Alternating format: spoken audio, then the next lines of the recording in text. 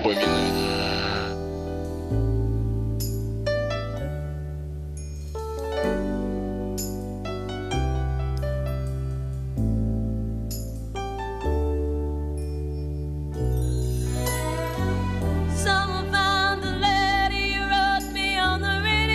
All right, it's Nashville town where the action is. The windshield wipers snapping out of tempo, keeping perfect rhythm with the song on the radio.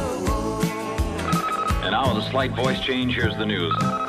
Change the dial on the radio. Yes, ma'am. This is Mr. Dees. Are there any messages for me? 641 right now, Michael O'Shea.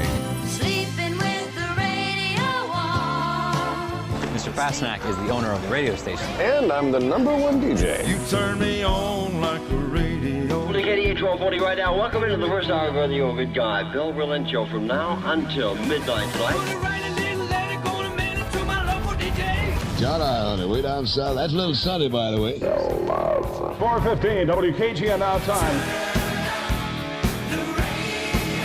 Got his mouth organ working there, too, you know. Gone down the old man with a transistor radio. We used to sing.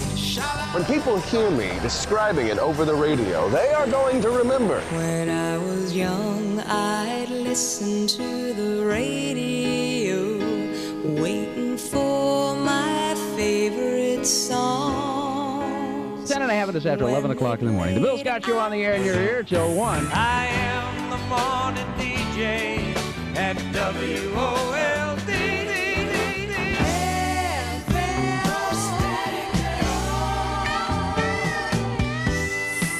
Good morning, Luther. Good morning. One of our listeners has lost a pit bull. John R. and the Wolfman kept me company by the light of the radio by my bed. I am a hunter, just too crazy for words. After 2 a.m. Life is a rock, but the radio told me.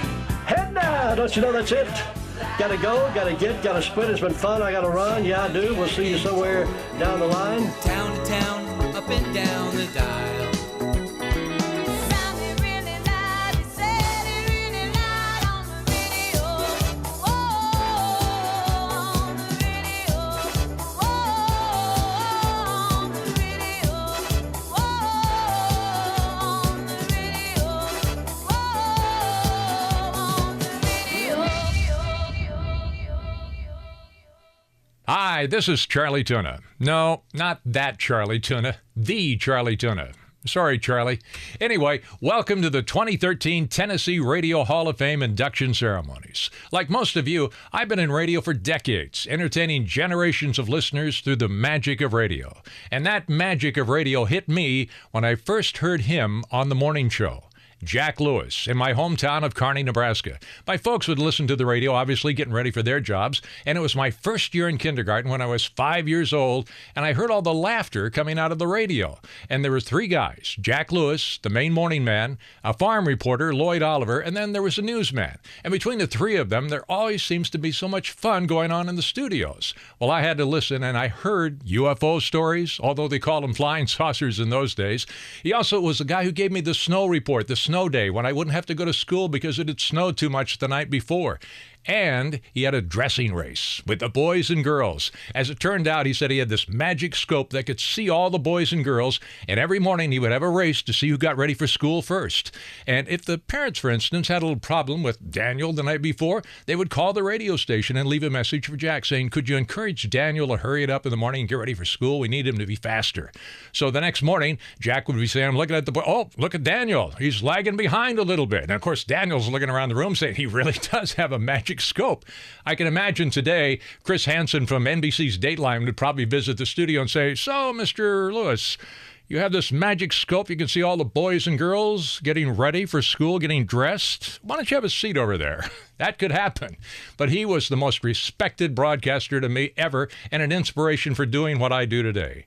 And you have a pretty eclectic group yourself, from the world's longest-running broadcaster to the man who played the very first Elvis Presley record on the radio, another one of my heroes. Yours is a highly respected group. In the smallest towns to the biggest cities, you and I are lucky enough to have worked in this business that we all love. So on behalf of the California broadcast community, I'm happy to congratulate each member of this year's class. Now, it is my pleasure to welcome you to the induction ceremony for the Tennessee Radio Hall of Fame. Put your hands together and welcome our Master of Ceremonies. Hey, would you buy a Honda from this guy? Mr. Gary Beatty.